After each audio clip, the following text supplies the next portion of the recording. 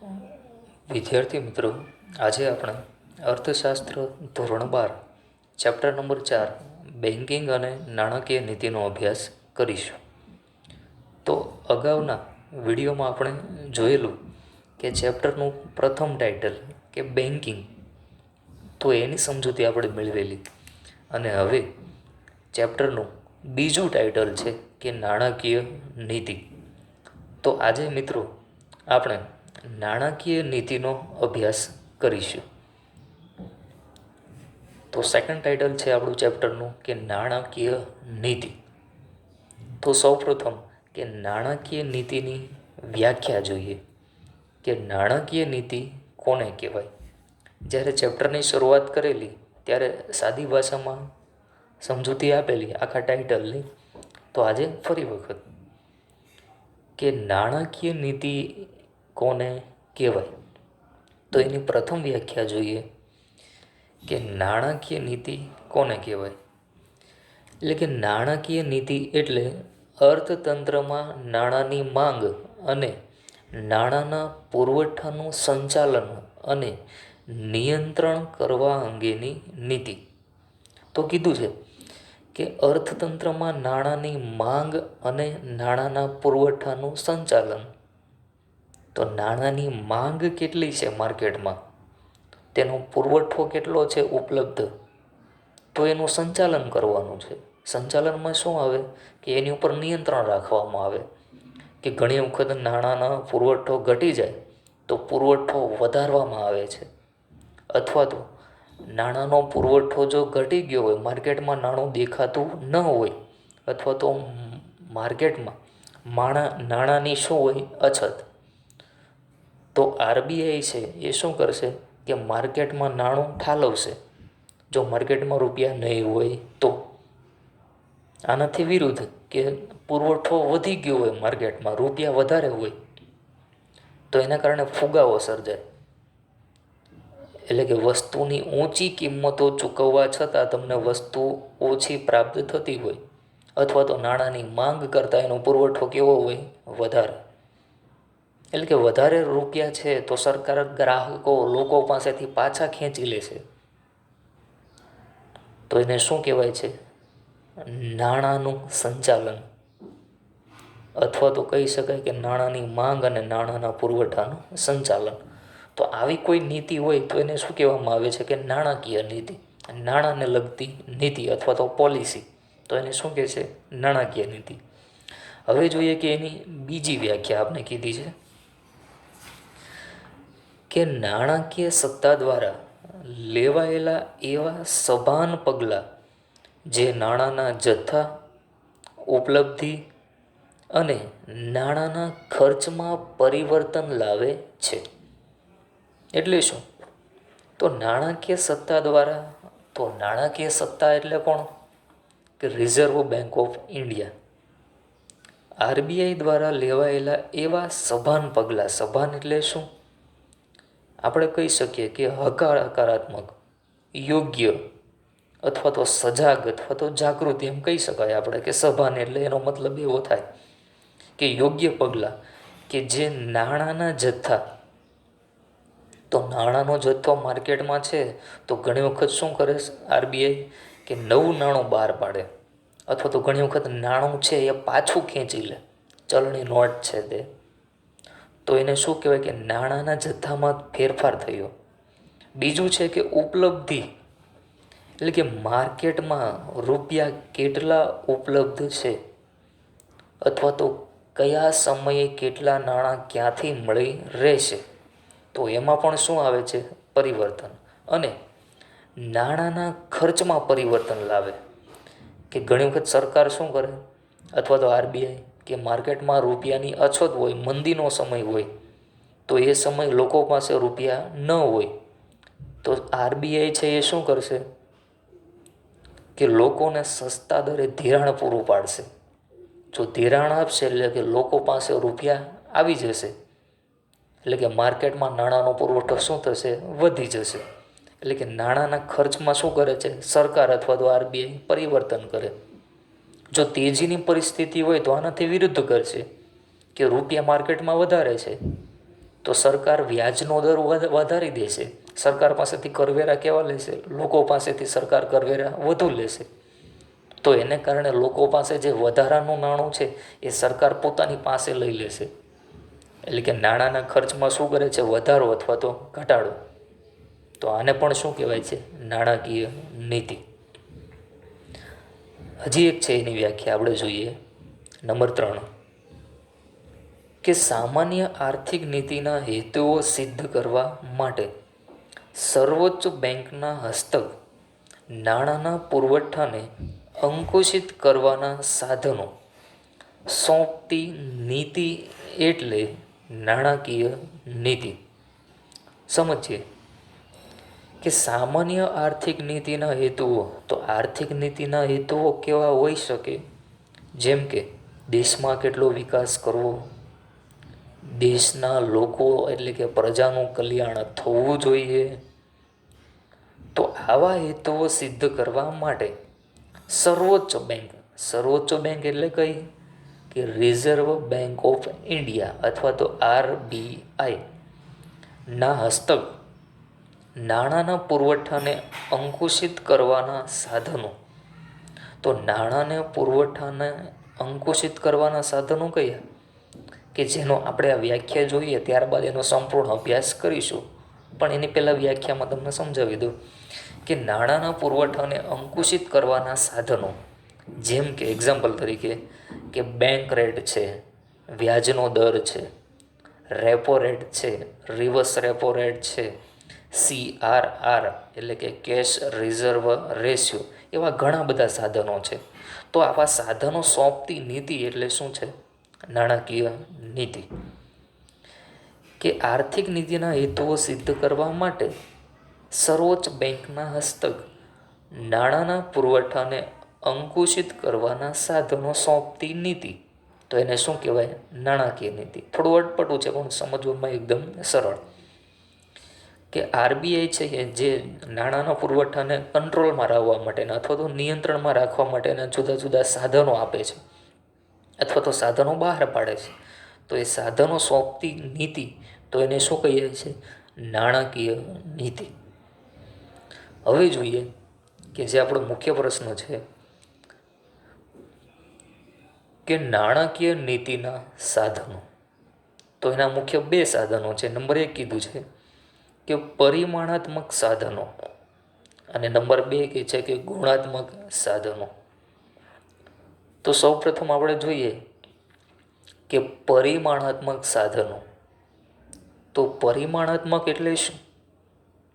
પરિમાણાત્મકનો meaning શું થાય? કે ચોક્કસ પ્રમાણ અથવા તો જથ્થો અથવા તો એને કહી શકાય કે કદ.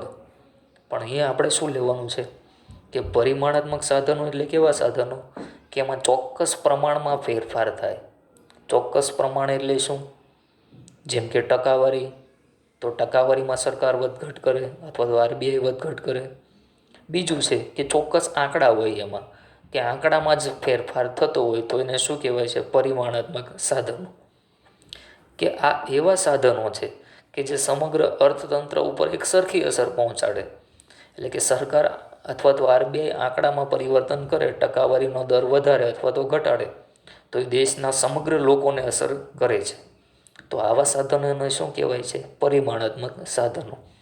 અથવા તો એને સામાન્ય સાધનો પણ આપણે કહી શકીએ. તો એવા સાધનો કયા? તો નંબર 1 કીધું છે આપને કે બેંક રેટ. બેંક રેટ એટલે શું? સાદી ભાષામાં કહીએ કે વ્યાજનો દર. પણ કયો વ્યાજનો દર? તો સમજીએ પહેલાં એની વ્યાખ્યા. કે જ્યારે વેપારી બેંકોને નાણાંની અછત હોય અથવા તો કોઈ પણ દેશની શિડ્યુલ વેપારી બેંક છે તો એની પાસે રૂપિયા ન હોય અથવા તો રૂપિયાની જરૂરિયાત હોય, ત્યારે તે રિઝર્વ બેંક પાસેથી ધિરાણ મેળવશે અથવા તો લોન સ્વરૂપે નાણાં મેળવશે. પણ કેવા સમયગાળા માટે? ફક્ત લાંબા ગાળા માટે. તો જ એને શું કહેવાય છે? Bank rate. કે વેપારી બેંકો છે એની પાસે રૂપિયાની જરૂર હોય અથવા તો રૂપિયાની અછત હોય તો એ RBI પાસેથી ધિરાણ મેળવશે લાંબા ગાળા માટેનું. તો એના માટે જે વેપારી બેંક વ્યાજનો દર ચૂકવે છે તો એ રેટને શું કહેવાય છે? Bank rate. બરાબર, એકદમ સરળ. બેંક રેટ શું છે અને એના આપણે જુદા જુદા આંકડાઓ પણ આપેલા છે. તો બેંક રેટ છે એમાં આરબીઆઈ ક્યારે વધારો કરે અને ક્યારે ઘટાડો કરે એની સમજ મેળવીએ કે જ્યારે અર્થતંત્રમાં ફુગાવાની પરિસ્થિતિ હોય. ફુગાવો એટલે શું? કે સતત ભાવ વધતા હોય અથવા તો નાણાંની માંગ કરતાં નાણાંનો પુરવઠો કેવો હોય છે? વધારે. ત્યારે આરબીઆઈ બેંક રેટમાં શું કરે છે? વધારો કરે છે. બેંક રેટ વધારી દે, વ્યાજનો દર વધારી દે, તો આરબીઆઈ છે એ રેટ વધારશે તો જે વેપારી બેંક છે એ ધિરાણ લેવા આવશે તો એને ધિરાણ કેવું પડશે? મોંઘું પડે, કારણ કે વ્યાજ દર વધી ગયો છે. તો વેપારી બેંકને ધિરાણ મોંઘું પડશે તો એ પોતાના ગ્રાહકોને ધિરાણ આપશે તો એ ધિરાણ પણ એ કેવા દરે વસૂલ કરશે? ઊંચા દરે. એટલે કે સામાન્ય પ્રજાને પણ શું કરશે કે ઊંચા વ્યાજના દરે ધિરાણ આપશે. સ્વાભાવિક છે કે આરબીઆઈ પાસેથી એને ધિરાણ મેળવ્યું તો ઊંચા દરે પ્રાપ્ત થયું, તો હવે એ રૂપિયાની વસૂલાત કોની પાસેથી કરશે? સામાન્ય પ્રજા પાસેથી. તો ઊંચા દરે ધિરાણ પ્રાપ્ત થાય ગ્રાહકોને અથવા તો પ્રજાને, તો પ્રજાને પણ ધિરાણ મોંઘું પડશે. એટલે કે અમુક લોકો છે એ ધિરાણ બેંકમાંથી લેવાનું શું કરી દેશે? બંધ કરી દેશે અથવા તો ધિરાણ કેવું કરશે? ઓછું લેશે. તો એને કારણે માર્કેટમાં રૂપિયાનું પ્રમાણ કેવું થશે? ઘટી જશે. તો આને શું કહેવાય? કે અર્થતંત્રમાં અથવા તો બજારમાં નાણાંના પુરવઠામાં ઘટાડો થયો એવું કહેવાય. પુરવઠો ઘટી ગયો કારણ કે ગ્રાહકો છે એને ધિરાણ મોંઘું પડે છે, એટલે કે બેંકમાંથી રૂપિયા નહીં લે, અને જો રૂપિયા નહીં લે તો પુરવઠો ઓટોમેટિક ઘટી ગયો કહેવાય. બરાબર. તો બેંક રેટમાં સરકાર અથવા તો આરબીઆઈ, એટલે કે આરબીઆઈ જ કે શું કરે છે? વધારો કે ઘટાડો. તો આ પહેલું સાધન હતું. અને હવે અમે તમે કીધું છે કે ભારતમાં બેંક રેટના વલણો, એટલે કે ભારતમાં જુદા જુદા વર્ષ દરમિયાન બેંક રેટમાં થયેલો ફેરફાર આપણે કીધું છે કે 1953ના વર્ષમાં બેંક રેટ કેટલા ટકા હતો? 3.5%. 1981માં કેટલો થયો? વધીને 10%. 1991માં આ દર કેટલો હતો? 12%. જે 2016માં આરબીઆઈએ કેટલો કર્યો છે? 60%. એટલે કે સમય પ્રમાણે આરબીઆઈને યોગ્ય લાગે અર્થતંત્રને જોઈને તો એ પ્રમાણે આ દરમાં વધારો કે ઘટાડો કરે છે. કોણ? Reserve bank of India. હવે જોઈએ નંબર 2, રેપો રેટ અને રિવર્સ રેપો રેટ. તો આપણે હાલના સમયમાં કે જે આ કોરોના વાયરસ COVID-19, તો આ સમયે દેશના અર્થતંત્રમાં અથવા તો વિશ્વના અર્થતંત્રમાં મોટી ઉથલપાથલ થઈ, સમગ્ર મંદીનો માહોલ છવાઈ ગયો. તો ભારત સરકારની જે રિઝર્વ બેંક છે તો એના ગવર્નરે આ રેપો રેટ અને રિવર્સ રેપો રેટમાં શું કર્યો છે? ઘટાડો. પણ સમજવું પડે કે આ રેપો રેટ અને રિવર્સ રેપો રેટ શું છે. તો જોઈએ પ્રથમ ટાઇટલ કે રેપો રેટ. તો સાદી ભાષામાં કહું તો રેપો રેટ એટલે શું? કે જ્યારે વેપારી બેંકને રૂપિયાની જરૂર હોય ત્યારે આરબીઆઈ જે દરે ધિરાણ કરે, પણ કેવા ગાળા માટેનું? ફક્ત ટૂંકા ગાળા માટેનું. તો એ રેટને શું કહેવાય? Repo rate. આરબીઆઈ છે એ વેપારી બેંકને ધિરાણ આપે તો એને શું કહેવાય છે? Repo rate. પરંતુ ક્યારે લાગુ પડે? કે ફક્ત ટૂંકા ગાળા માટે આપેલું હોય તો, જેમ કે 1 દિવસ, 7 દિવસ, 15 દિવસ, આવા સમય માટેનું ધિરાણ કર્યું હોય તો એને શું કહેવાય? Repo rate. પરંતુ રેપોનો મિનિંગ શું થાય? કે રેપો એટલે કે રીપર્ચેસ રેટ. 1 માર્ક્સનો શોર્ટ ક્વેશ્ચન કે રેપોનું મિનિંગ શું થાય? રીપર્ચેસ રેટ. બરાબર. અને રેપો રેટની વ્યાખ્યા શું છે? કે આરબીઆઈ વેપારી બેંકોને જે દરે ધિરાણ આપે ટૂંકા ગાળા માટે. તો એ ધિરાણનો જે દર છે એને શું કહેવાય છે? Repo rate. હવે જોઈએ કે બીજું ટાઇટલ કે રિવર્સ રેપો રેટ. તો આનાથી તદ્દન વિરુદ્ધમાં રિવર્સ. તો આરબીઆઈને ઘણી વખત રૂપિયાની જરૂરિયાત પડે તો આરબીઆઈ છે એ વેપારી બેન્કો પાસેથી ધિરાણ મેળવશે. તો જે દરે ધિરાણ મેળવશે તો એ દરને શું કહેવાય છે? Reverse repo rate. કે આરબીઆઈ છે એ રૂપિયાની જરૂર છે તો એ વેપારી બેન્કો પાસેથી ધિરાણ મેળવશે.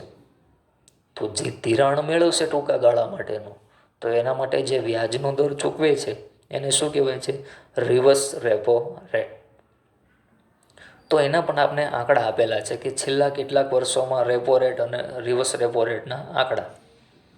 તો જાન્યુઆરી 2006માં રેપો રેટ કેટલો હતો? 6.5%.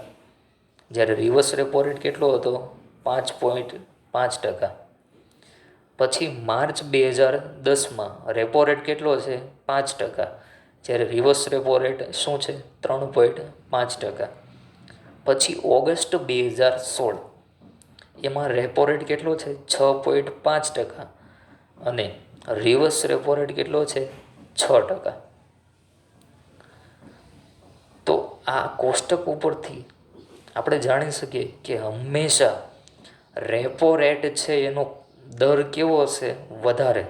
રેપો રેટનું પ્રમાણ કેવું હશે? વધુ. અને રિવર્સ રેપો રેટ હંમેશા કેવો હશે? ઓછો. બરાબર. અને હાલના સમયમાં પણ આપણે જોઈએ તો આ રેટમાં હજી ઘટાડો કરેલો છે, કારણ કે દેશના અર્થતંત્રમાં મંદીનો માહોલ છવાયેલો છે. તો દેશના અર્થતંત્રને ધબકતું કરવા માટે, તેજીનો માહોલ લાવવા માટે આરબીઆઈ આ રેટમાં શું કર્યા છે? ઘટાડો. પણ ઘટાડો કર્યો તો એમાં પણ હંમેશા રેપો રેટનું પ્રમાણ કેવું છે? વધારે, લગભગ 4%ની આસપાસ. અને રિવર્સ રેપો રેટ કેટલો છે? 3.75%. અને રેપો રેટ કેટલો છે? 4%. એટલે કે જોઈએ તો રિવર્સ રેપો રેટ કેવો છે? હંમેશા ઓછો. અને રેપો રેટ કેવો રહેશે? વધારે. પછી જોઈએ કે નંબર 3, કપરા સમયમાં સ્થિરતા લાવવા માટેની જોગવાઈ. કપરા સમયમાં એટલે કે વિકટ પરિસ્થિતિમાં અથવા તો મંદીની પરિસ્થિતિમાં અથવા તો ખરાબ પરિસ્થિતિમાં સ્થિરતા લાવવા માટેની જોગવાઈ પણ છે. કે ઘણી વખત કપરા સમયમાં અને નાણાંની કટોકટીના સમયે વેપારી બેન્કો આરબીઆઈ પાસે સરકારી જામીનગીરીઓ મૂકી અને ધિરાણ લે છે. તો એ એક શબ્દ સમજવાનો છે કે સરકારી જામીનગીરી એટલે શું? કે જ્યારે સરકારને રૂપિયાની જરૂર હોય ત્યારે સરકાર છે એ જામીનગીરીઓ માર્કેટમાં બહાર પાડે.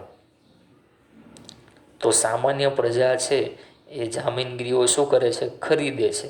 અથવા તો સરકાર પોતાના બોન્ડ બહાર પાડે અને એ બોન્ડ સામાન્ય લોકો ખરીદે અથવા તો વેપારી બેન્કો પણ એ ખરીદે છે. અને જો વેપારી બેન્ક પાસે રૂપિયાની અછત હોય, રૂપિયાની જરૂર હોય, તો એ આરબીઆઈ પાસેથી આવી સરકારી જામીનગીરીઓ જો એણે ખરીદેલી હોય તો એવી જામીનગીરીઓ શું મૂકશે? આરબીઆઈને મૂકશે, ગીરવે મૂકશે અથવા તો વેચશે. કે જામીનગીરીઓ મૂકી અને ધિરાણ લેશે. તો આ જે ધિરાણ લે છે એને શું કહેવાય છે? કપરા સમયમાં સ્થિરતા લાવવા માટેની જોગવાઈ. 2016માં આ વ્યાજનો દર કેટલો હતો? 7%.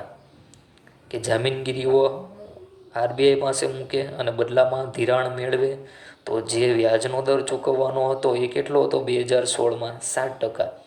તો આ 7%નો જે દર છે એને ઇંગ્લિશમાં શું કહેવાય છે? Marginal standing facility. એનો દર કેટલો હતો? 7%. હવે જોઈએ નંબર 4 કે રોકડ અનામતના પ્રમાણમાં ફેરફાર. યાદ રાખજો ફૂલ ફોર્મ એનું ઇંગ્લિશમાં CRR એટલે શું? એટલે કે કેશ રિઝર્વ રેશિયો. એનું ગુજરાતી શું થાય? કે રોકડ અનામતનું પ્રમાણ અથવા તો એનો દર. તો જોઈએ આ CRR શું છે? એટલે કે જ્યારે કોઈ પણ બેંકની સ્થાપના થાય તો એણે પોતાની જે થાપણો છે, જેમ કે થાપણો બેંક કઈ રીતે સ્વીકારે છે, ચાલુ ખાતા દ્વારા, બચત ખાતા દ્વારા, બરાબર, અથવા તો બાંધી મુદતના ખાતા દ્વારા, તો થાપણો બેંક સ્વીકારે તો આરબીઆઈ પાસે રોકડ અનામત તરીકે અમુક ટકા રાખવા પડે છે, કે બેંક શરૂ થાય તો એણે અમુક ટકા રૂપિયા આરબીઆઈ પાસે રાખવા પડે.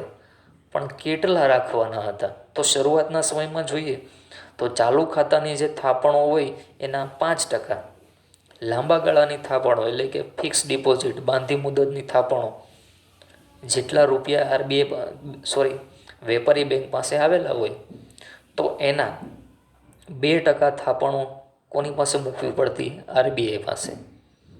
1962માં શું થયું કે નવો નિયમ, કે કુલ જે થાપણો છે બેંક પાસે, વેપારી બેંક પાસે, તો એ કુલ થાપણના 3%થી લઈ અને 15%ની વચ્ચે આ CRR એટલે કે કેશ રિઝર્વ રેશિયો રાખવાનું શું થયું? નક્કી થયું. એટલે કે બેંકની સ્થાપના થાય તો એની પાસે જેટલી થાપણો આવે, કુલ થાપણો, તો એના 3%થી લઈ અને 15% સુધીની રકમ છે એ આરબીઆઈ પાસે અનામત રાખવી પડતી. તો આને શું કહેવાય છે? CRR. બરાબર. હવે જોઈએ નંબર 5, કે કાયદા માન્ય પ્રવાહિતાનું પ્રમાણ. તો એનું પણ ફૂલ ફોર્મ યાદ રાખજો, SLR એટલે કે સ્ટેચ્યુટરી લિક્વિડિટી રેશિયો, SLR. તો કાયદા માન્ય પ્રવાહિતાનું પ્રમાણ એટલે શું? કે બેન્કિંગ રેગ્યુલેશન એક્ટ એટલે કે બેંકને લગતો જે કાયદો છે એ મુજબ આ CRR રાખવું ફરજિયાત છે. એટલે કે બેંક છે એની પોતાની કુલ થાપણોના 25% જેટલું મૂલ્ય છે, એટલે કે બેંક પાસે જેટલી થાપણ આવી તો એના 25% લેખે શું રાખવું પડે? કે નકદ એટલે કે રોકડા રૂપિયા રાખવા પડે. સાથે સાથે સોનું પણ ખરીદીને રાખવું પડે, અથવા તો સરકારી જામીનગીરીઓમાં રોકાણ કરવું પડે. કે બેંક પાસે જેટલી થાપણ આવે એના 25% જે થાપણો હોય એનું શું કરવું પડે? કે અમુક ટકા રોકડા રૂપિયા રાખવા પડે, અમુક ટકાનું સોનું ખરીદીને રાખવું પડે, અથવા તો અમુક ટકા રકમ છે એ સરકારની કોઈ કંપનીમાં જામીનગીરી તરીકે શું કરવું પડે? રોકાણ. તો એ કાયદા માન્ય દ્વારા શું છે? ફરજિયાત. એટલે કે બેન્કિંગ રેગ્યુલેશન એક્ટ મુજબ SLR રાખવો શું છે? ફરજિયાત. બરાબર. હવે જોઈએ નંબર 6, ખુલ્લા બજારના કાર્યો એટલે કે ઓપન માર્કેટ ઓપરેશન્સ, એટલે કે ખુલ્લા બજારના કાર્યો પણ કરવા પડે. તો અર્થતંત્રમાં નાણાંનો પુરવઠો વધારવા કે ઘટાડવા આરબીઆઈ ખુલ્લા બજારમાં જામીનગીરીઓનું ખરીદ વેચાણ કરે છે. કે નાણાંનો પુરવઠો વધારવા અથવા તો ઘટાડવા માટે આરબીઆઈ શું કરે છે? ખુલ્લા બજારમાં સરકારી જામીનગીરીઓનું ખરીદ વેચાણ કરે છે. પરંતુ કઈ રીતે અને શા માટે? તો જ્યારે આરબીઆઈ સરકાર પાસેથી જામીનગીરીઓ ખરીદે છે ત્યારે અર્થતંત્રમાં નાણાંનો પુરવઠો વધે છે. કઈ રીતે? કે આરબીઆઈ સરકાર પાસેથી જામીનગીરીઓની ખરીદી કરે છે, એટલે કે સરકાર પાસેથી આરબીઆઈ ખરીદશે તો બદલામાં રૂપિયા ચૂકવશે, તો રૂપિયા કોની પાસે જશે? સરકાર પાસે.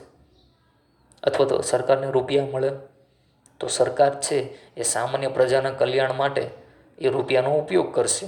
એટલે કે બજારમાં નાણાંનો પુરવઠો શું થશે? વધી જશે. પછી કે જ્યારે ખુલ્લા બજારમાં વેચશે અથવા તો આરબીઆઈ છે એ સામાન્ય પ્રજાને આ જામીનગીરીઓ વેચે, તો આરબીઆઈ વેચે છે, ખરીદશે કોણ? સામાન્ય પ્રજા. તો સામાન્ય પ્રજા ખરીદશે તો લોકો છે એ રૂપિયા કોને આપશે? આરબીઆઈને. તો લોકો પાસે રૂપિયા કેવા થશે? ઓછા થઈ જાય, અથવા તો રૂપિયા શું થાય? ઘટી જાય. તો માર્કેટમાં પુરવઠો પણ ઘટી ગયો કહેવાય. તો આવું કાર્ય કરવાનું કામ કોનું છે? રિઝર્વ બેંક ઓફ ઇન્ડિયાનું અથવા તો ભારત સરકારનું. તો આને શું કહેવાય છે? ખુલ્લા બજારના કાર્યો. તો જ્યારે ફુગાવો અથવા તો મંદીનો સમય હોય અથવા તો ફુગાવા કે મંદીને નિયંત્રણમાં રાખવા માટે ખુલ્લા બજારના કાર્યો કરવા પડે છે. કે ઘણી વખત જામીનગીરીઓ વેચવી પડે, ઘણી વખત ખરીદવી પડે, તો એને શું કહેવાય? ખુલ્લા બજારના કાર્યો. હવે જોઈએ નંબર 7 કે આરબીઆઈના સર્વૈયાને હુંડિયામણના વધતા કે ઘટતા પ્રમાણના આંચકાઓથી મુક્ત કરવા માટે સ્ટરીલાઇઝેશનની નીતિ. તો સ્ટરીલાઇઝેશનની નીતિ એટલે શું? કે ઘણી વખત આરબીઆઈનું જે લેણદેણની તુલાનું સરવૈયું છે, ખાતું છે, એમાં ઘણી વખત જે વિદેશી હુંડિયામણ છે તો એમાં મોટા પાયે વધારો ઘટાડો થઈ જાય. તો જે આ વધારો ઘટાડો થઈ જાય તો પછી શું કરવું જોઈએ? આ આંચકાઓને સહન કઈ રીતે કરવા, અથવા તો આ આંચકા છે, તકલીફ આવી છે, તો એમાંથી મુક્ત કઈ રીતે થવું, તો એ માટેની નીતિ એટલે કઈ છે? સ્ટરીલાઇઝેશનની નીતિ. કે જ્યારે દેશમાં વધુ પ્રમાણમાં વિદેશી હુંડિયામણ આવે, મોટા ભાગે વિદેશી હુંડિયામણ દેશમાં આવી ગયું મોટા પ્રમાણમાં, અથવા તો દેશની બહાર જાય, બેમાંથી એક જ થઈ શકે કે રૂપિયા આવે અથવા તો રૂપિયા જાય, પણ કેવા? વિદેશી રૂપિયા.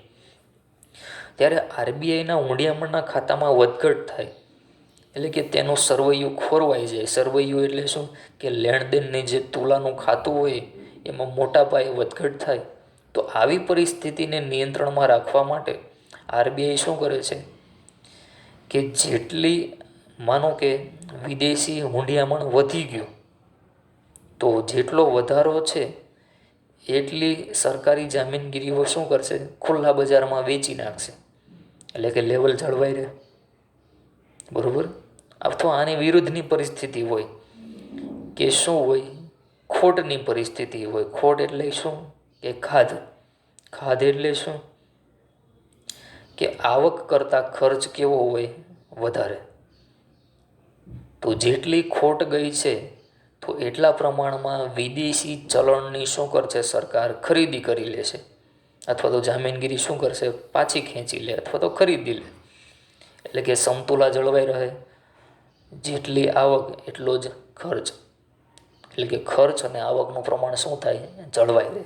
એટલે કે લેણદેણની તુલા કેવી બને? સમતોલ બને. તો એને માટેની નીતિ છે એને શું કહેવાય છે? સ્ટરીલાઇઝેશનની નીતિ. બરાબર? કે આને કારણે નાણાંની વ્યવસ્થા અથવા તો સંતુલા જળવાઈ રહે છે. તો આ દરેક સાધનો શું હતા? કે પરિમાણાત્મક સાધનો. હવે જોઈએ કે ગુણાત્મક સાધનો. નંબર 2 કીધું છે કે ગુણાત્મક સાધનો એટલે શું? કે જરૂરી ક્ષેત્રો માટે જ તર્કપૂર્વક વપરાતા સાધનો, કે ફક્ત અમુક ક્ષેત્રો પૂરતા જ મર્યાદિત હોય, દરેક ક્ષેત્રને લાગુ પડે નહીં. આ સાધનો દરેક ક્ષેત્રને સરખી અસર પહોંચાડી શકતા ન હતા. પણ સરખી અસર કોણ પહોંચાડી શકતું? પરિમાણાત્મક સાધનો. બરાબર? અગાઉ જોયું હતું. તો ગુણાત્મક સાધનો કયા? નંબર 1 કીધું છે કે સલામતીની જરૂરિયાત. સલામતી. કે સામાન્ય પ્રજાને જ્યારે વેપારી બેન્કો ધિરાણ આપે ત્યારે આ ધિરાણ પાછું આવે તેની ચોક્કસ બેંકે ખાતરી કરવી પડે, અથવા તો ચોકસાઈ રાખવી પડે. કે બેંક આપને ધિરાણ આપે તો બેંક શું કરે છે? કે આપણી પાસેથી કોઈ વસ્તુ ગીરવે લે છે.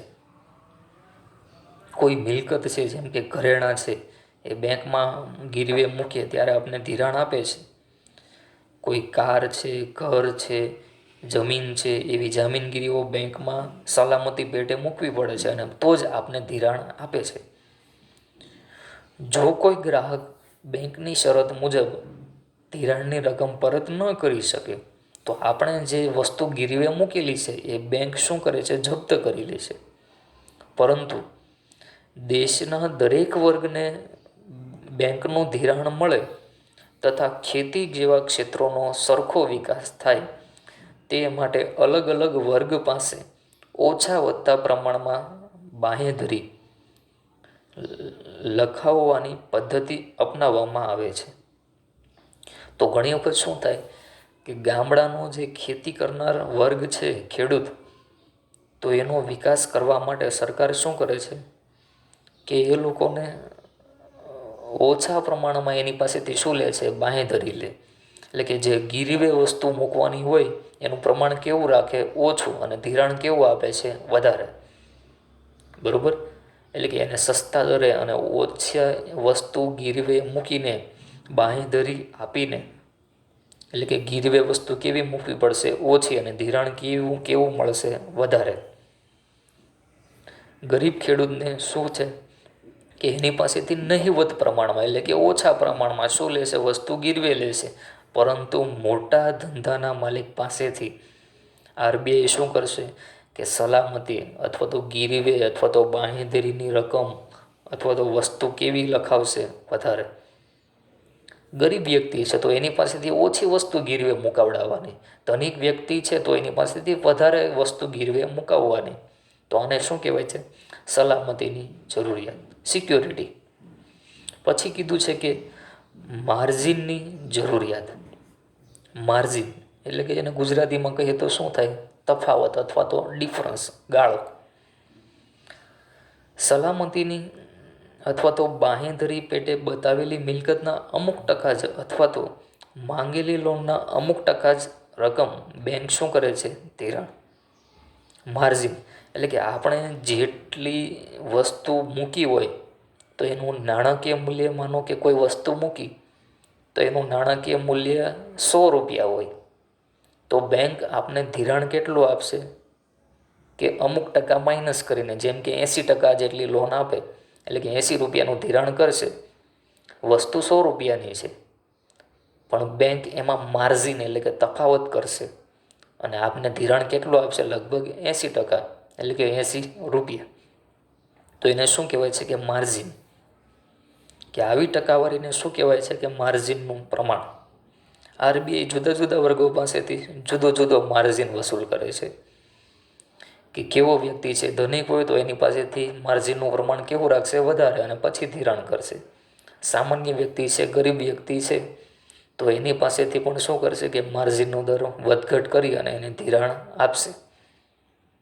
પછી કીધું છે કે ધિરાણની ટોચ મર્યાદા નક્કી કરે. એટલે કે કોઈ પણ વ્યક્તિને અથવા તો કઈ વ્યક્તિને કેટલું ધિરાણ આપવું, કઈ ધંધાકીય એકમને, કઈ ધંધાકીય પેઢીને કેટલું ધિરાણ આપવું, ટોચ મર્યાદા નક્કી કરે. ટોચ મર્યાદા એટલે કે શું કે મહત્તમ કેટલું ધિરાણ આપવું, એ માટેની નીતિ પણ કોણ નક્કી કરે છે, આરબીઆઈ. એટલે કે ધિરાણની ટોચ મર્યાદા નક્કી કરે છે કોણ, રિઝર્વ બેંક ઓફ ઇન્ડિયા. પછી કીધું છે કે ભેદભાવયુક્ત વ્યાજના દર, અથવા તો એને બીજું શું કહેવાય કે ભેદ પારખું વ્યાજના દર. એટલે કે જુદી જુદી વ્યક્તિઓ પાસેથી જુદો જુદો વ્યાજનો દર વસૂલ કરશે કોણ, રિઝર્વ બેંક ઓફ ઇન્ડિયા. જેમ કે ગરીબ ખેડૂત છે એને ખેતીની પ્રવૃત્તિ કરવા માટે ખૂબ જ નીચા દરે ધિરાણ આપવામાં આવે છે. હાલના સમયમાં જોઈએ તો આપણે ઘણી વખત જોયું હશે કે ખેડૂતને સસ્તા દરે ધિરાણ આપે છે કોણ, બેંકો. પરંતુ કોઈ પૈસાદાર વ્યક્તિ હોય, ધનિક વ્યક્તિ હોય, જેમ કે કોઈ વ્યક્તિને ઘર ખરીદવું છે, કાર ખરીદવી છે, જમીન ખરીદવી છે, સોનું ખરીદવું છે, તો કાર ખરીદવા માટે, ઘર ખરીદવા માટે બેંક છે એ લોકો પાસેથી વ્યાજનો દર કેવો વસૂલ કરશે, વધારે. જ્યારે ખેડૂત પાસેથી કેવો કરશે, ઓછો વસૂલ કરશે. તો આ જે ભેદભાવ છે તો એને શું કહેવાય છે, ભેદભાવયુક્ત વ્યાજનો દર અથવા તો ભેદ પારખું વ્યાજનો દર. તો આ શું છે, ગુણાત્મક સાધનો. એટલે કે જુદી જુદી વ્યક્તિઓ પાસેથી જુદો જુદો વ્યાજનો દર વસૂલ કરવો. તો આજે આપણે કે નાણાકીય નીતિ અને તેના વિવિધ સાધનોનો અભ્યાસ કર્યો. તો આજના વિડીયોમાં બસ આટલું જ. Thank you.